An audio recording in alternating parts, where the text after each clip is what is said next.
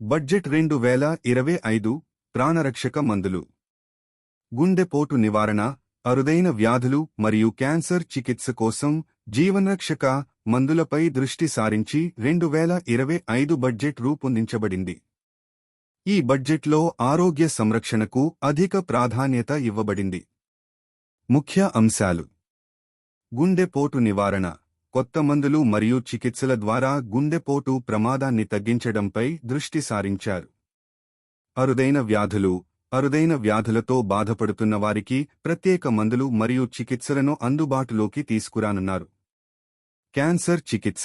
Cancer చికిత్సను మరింత అందుబాటులోకి తీసుకురావడానికి కొత్త మందులు మరియు సాంకేతికతను ప్రవేశపెట్టనున్నారు. మందుల ధరలు, నిత్యావసర మందుల ధరలను తగ్గించడం మరియు పేద ప్రజలకు ఉచితంగా అందించడం వంటి చర్యలు చేపట్టనున్నారు. ఈ బడ్జెట్ ద్వారా ప్రజల ఆరోగ్యానికి ప్రభుత్వం అత్యంత ప్రాధాన్యత ఇస్తోందని స్పష్టమవుతోంది. 2025 కేంద్ర బడ్జెట్లో 36 ప్రాణరక్షక ఔషధాలపై కస్టమ్స్ సుంకాన్ని రద్దు చేశారు.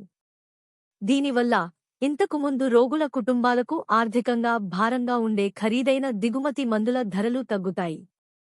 ఈ జాబితాలో కీమోథెరపీ, జన్యు చికిత్స, గౌచర్, పోంప్ మరియు స్పైనల్ మస్క్యులర్ అట్రోఫీ వంటి అరుదైన వ్యాధులకు వాడే మందులు కూడా ఉన్నాయి.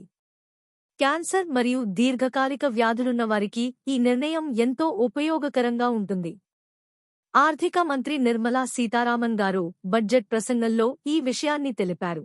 పార్లమెంట్లో తన బడ్జెట్ ప్రసంగంలో సీతారామన్ గారు ఇలా చెప్పారు: క్యాన్సర్, అరుదైన వ్యాధులు మరియు ఇతర తీవ్రమైన దీర్ఘకాలిక వ్యాధులతో బాధపడుతున్న రోగులకు ఉపశమనం కలిగించే ఉద్దేశంతో ప్రాథమిక customs duty, basic customs duty (BCD) నుండి పూర్తిగా మినహాయించబడిన మందుల జాబితాకు 36 జీవరక్షక మందులు మరియు ఔషధాలను జోడించాలని నేను ప్రతిపాదిస్తున్నాను. అదనంగా 5% కస్టమ్స్ డ్యూటీ తగ్గింపుకు అర్హత ఉన్న జాబితాకు 6 జీవరక్షక మందులను జోడించాలని నేను సూచిస్తున్నాను. పైన పేర్కొన్న వాటి ఉత్పత్తిలో ఉపయోగించే బల్క్ మందులు కూడా వరుసగా పూర్తి మినహాయింపు మరియు తగ్గింపు డ్యూటీకి లోబడి ఉంటాయి అని ఆమె పేర్కొన్నారు. ఇతర జీవరక్షక ఔషధాలతో పాటు ఈ జాబితాలో అనేక ఆంకాలజీ మందులు కూడా ఉన్నాయి. వీటిలో పిల్లలలో స్పైనల్ మస్క్యులర్ అట్రోఫీ SMA చికిత్సకు ఉపయోగించే జన్యు చికిత్స ఔషధం ఓనాసెమ్నోజీన్ అబెపార్వోవిక్, పోంప్ వ్యాధి చికిత్సకు ఉపయోగించే ఎంజైమ్ రీప్లేస్మెంట్ థెరపీ ఔషధం అల్గ్లూకోసిడేస్ ఆల్ఫా, మరియు తీవ్రమైన ఆస్తమా దాడులను నయం చేయడానికి ఉపయోగించే హ్యూమనైజ్డ్ మోనోక్లోనల్ యాంటీబాడీ మెపోలిజుమాబ్ ఉన్నాయి. ఫార్మాస్యూటికల్ కార్పొరేషన్లచే నిర్వహించబడే పేషెంట్ అసిస్టెన్స్ ప్రోగ్రాంల ద్వారా అందించబడే నిర్దిష్ట మందులు మరియు ఫార్మాస్యూటికల్స్ జాబితాను కూడా కేంద్ర ప్రభుత్వం ప్రవేశపెట్టింది. ఈ మందులు రోగులకు ఉచితంగా అందించినంత కాలం ప్రాథమిక కస్టమ్స్ సుంకాల నుండి పూర్తిగా మినహాయించబడతాయి.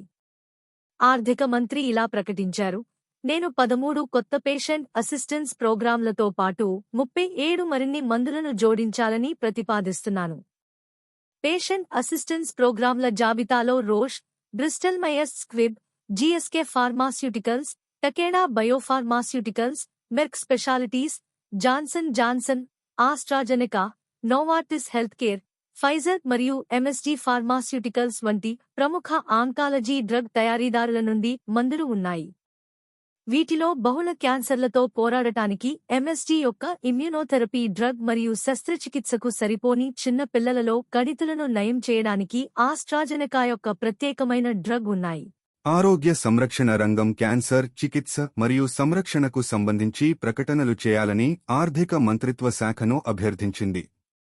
క్యాన్సర్ మందులపై పన్ను మినహాయింపుల కోసం ఆరోగ్య సంరక్షణ నిపుణుల పిలుపులను న్యూస్ 18 జనవరిలో కవర్ చేసింది.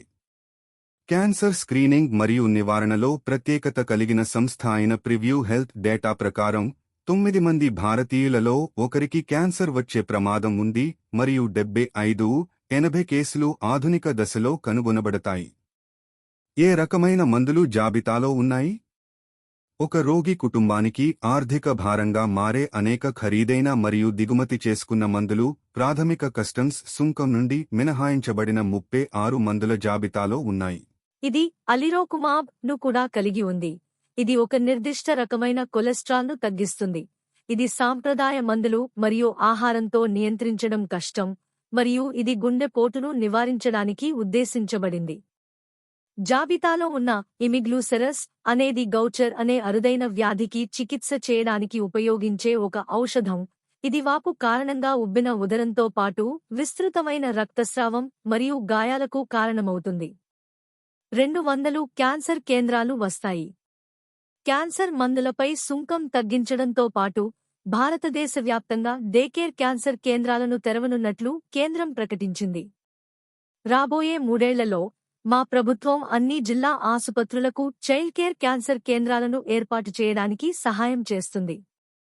2025-2026లో 200 కేంద్రాలు నిర్మించబడతాయి అని సీతారామన్ పేర్కొన్నారు. ఈ చర్యను నిపుణులు ప్రశంసించారు. ఇది సరైన దిశలో ఒక ముఖ్యమైన అడుగు. ఈ కేంద్రాలు డిజిటల్గా అనుసంధానించబడి, నిబంధనలకు అనుగుణంగా చికిత్స అందించబడితే ఫలితాలు నిస్సందేహంగా మెరుగుపడతాయి అని గుర్గావ్లోని ఫోర్టిస్ మెమోరియల్లో medical oncology senior director doctor Nilesh Rohatgi పేర్కొన్నారు. Star Imaging and Path Lab అధిపతి డాక్టర్ సమీర్ భాటి కూడా కేంద్ర బడ్జెట్ మరింత చౌకైన మరియు అందుబాటులో ఉన్న ఆరోగ్య సంరక్షణ వైపు ముఖ్యమైన మైలురాయి అని అభిప్రాయపడ్డారు. ప్రతి జిల్లా ఆసుపత్రిలో చైల్డ్ కేర్ క్యాన్సర్ చికిత్సా కేంద్రాల స్థాపన ద్వారా ప్రారంభ రోగ నిర్ధారణ మరియు చికిత్స సులభతరమవుతుంది. ఆర్థిక సంవత్సరం 2025-2026కి 200 కేంద్రాలు ప్రణాళిక చేయబడ్డాయి అని డాక్టర్ భాటి పేర్కొన్నారు. 36 జీవరక్షక మందులకు పూర్తి కస్టమ్స్ డ్యూటీ మినహాయింపు జాబితా మరియు తగ్గించబడిన బల్క్ డ్యూటీ రేటు క్యాన్సర్ మరియు అరుదైన మరియు దీర్ఘకాలిక వ్యాధుల చికిత్సలు అందుబాటులో ఉండేలా చూస్తాయి. దిగుమతి చేయబడినప్పటికీ క్యాన్సర్ మందులు చాలా ఖరీదైనవి. సాధారణంగా సంవత్సరానికి అనేక లక్షల నుండి కోట్ల రూపాయల వరకు ఖర్చవుతాయి.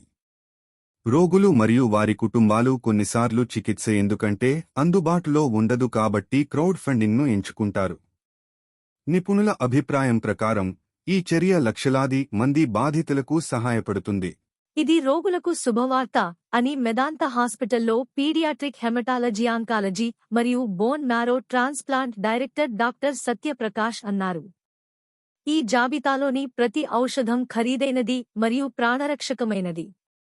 కాబట్టి ఖర్చులను తగ్గించడం చాలా ప్రయోజనకరమైనది మరియు ఎక్కువ మంది రోగులు దీనిని ఉపయోగించడానికి వీలు కల్పిస్తుంది. ఆంకాలజీలో అనేక కొత్త మందులు ఉన్నాయి. ఇవి రోగి యొక్క మనుగడను మెరుగుపరిచాయి మరియు తక్కువ దుష్ప్రభావాలను కలిగి ఉన్నాయి అని గుర్గావ్లోని ఆర్టెమిస్ హాస్పిటల్లో hemato oncology unit head doctor Gaurav Dikshit న్యూస్కి తెలిపారు. వీటిలో చాలా ఖరీదైనవి మరియు వివిధ లచే పేటెంట్ చేయబడ్డాయి. అయితే మనం దీనిని నిర్దిష్ట రోగుల సమూహాలకు వర్తింపజేయాలి. ఈ మందులతో నెల రోజుల చికిత్సకు మిలియన్ల రూపాయలు ఖర్చవుతుంది. ఈ కస్టమ్స్ డ్యూటీ తగ్గింపు 10-20 ఖర్చు తగ్గింపుకు దారితీస్తుందని మేము ఆశిస్తున్నాము. ఇది సానుకూల చర్య. ఇది చాలా ఓదార్పునిస్తుంది, ప్రత్యేకించి జేబులోంచి డబ్బులు చెల్లిస్తున్న రోగులకు. నమస్తే. నా best content by MV Mohan Sai బ్లాగ్లో మీకు ఉపయోగకరమైన మరియు ఆసక్తికరమైన కంటెంట్ను అందించడమే నా ముఖ్య ఉద్దేశ్యం. నా బ్లాగ్లో మీరు వివిధ అంశాలపై వినూత్నమైన విశ్లేషణలు, ప్రేరణాత్మక కథలు మరియు ఉపయోగకరమైన సమాచారాన్ని పొందవచ్చు. మీ అభిప్రాయాలు నా కోసం అమూల్యమైనవి, కాబట్టి బ్లాగ్ మీకు నచ్చితే తప్పక లైక్, షేర్, కామెంట్ మరియు సబ్స్క్రైబ్ చేయండి. మీ మద్దతు నాకు మరింత ఉత్తమమైన కంటెంట్ అందించేందుకు ప్రేరణ ఇస్తుంది. ధన్యవాదాలు. Thank you.